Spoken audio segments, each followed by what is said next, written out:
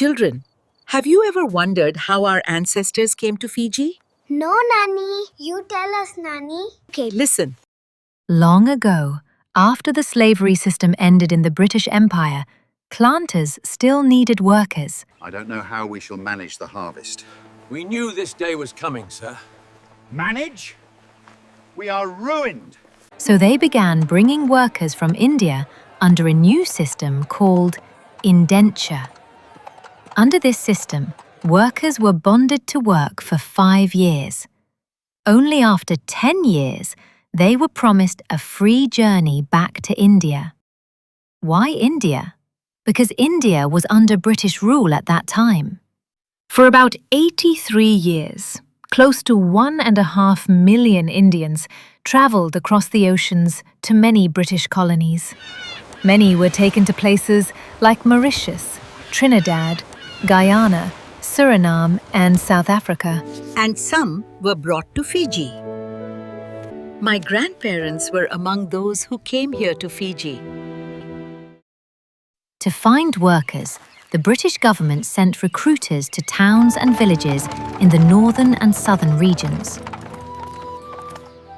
They were paid money for each man and woman they brought, so many of them used tricks and false promises to persuade people to go with them. I'll get you a job near Calcutta. Some promised people good jobs, a better life. It's all right, child. You don't have to be afraid. Where are your parents? Perhaps I can help you find them. Some offered to help in meeting their families. Don't worry, son. It's a long journey, but we'll go together. Or some even stopped their bullock carts to offer a ride to a lonely traveller. People from Nepal used to travel to India looking for work.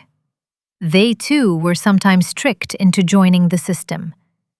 Many innocent people trusted them. The recruiters then took them to depots in cities like Calcutta in the north and Madras in the south. Nanny, where did our ancestors come from? From your father's side, they came from the southern part of India and travelled from the port of Madras.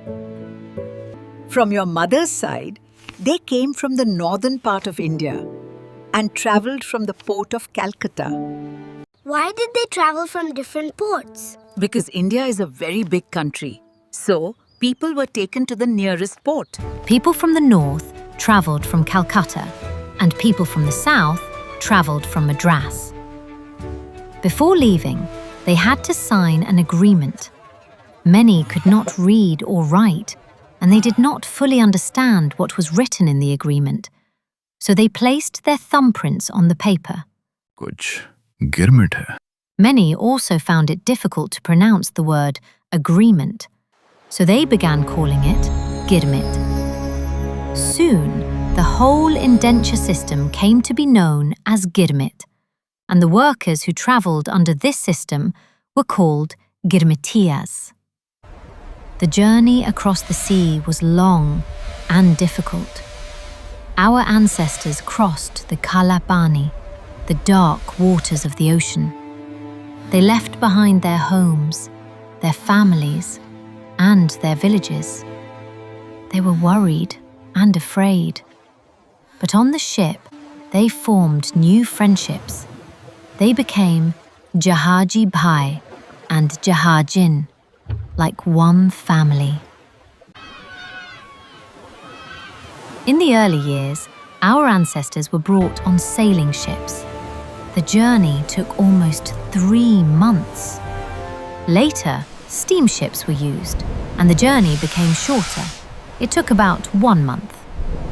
When they first arrived, they stayed in quarantine for some time, so doctors could check that no one was carrying illness after the long sea journey. Mark these 4 down for the sugarcane fields. After that, they were sent to work for different planters. Most were sent to work in sugarcane fields. Faster, all of you!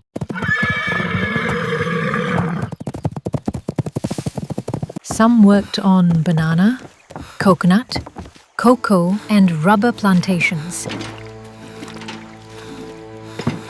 Others helped build railway tracks, roads, or worked in mills. They worked long hours in the hot sun and rain. Every day, they woke up very early in the morning to cook their own food before walking to the plantations. Life was very hard. Some overseers treated them badly and punished them for small mistakes. Their living conditions were poor and often unhealthy. They were paid very little. Food rations were small. If they became sick and could not go to work, they were not paid. Even during these difficult times, they kept their culture alive. They sang songs, told stories, and prayed together in the evenings. They celebrated festivals and supported one another. This gave them strength and hope to carry on. Life was still very difficult for many Girmitiyas, but some brave people spoke about their experiences. One of them was Pandit Totaram Sanadhya. Hurry up! No stopping! He came to Fiji as a young boy and completed his Girmit here. After that, he stayed and worked in Fiji for many years. During this time, he always helped Girmitiyas who were in need and stood by them when they faced difficulties. Do not lose hope, brothers. We will face this problem together. Later, he returned to India and wrote a book called My 21 Years in Fiji. In his book, he told the truth about the lives of the Girmitiyas. What can I tell you about the miseries of the Girmitiyas? My heart aches.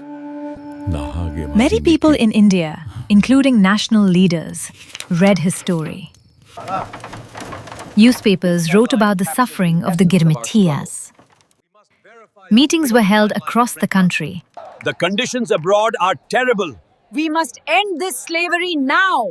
They treat our people worse than animals. And the leaders and ordinary people began asking the government to stop indenture. Absolute end to the indenture. The British government of India began to feel the growing pressure. On 12th March 1917, the British government announced that no more labourers would be sent from India under the Indenture System.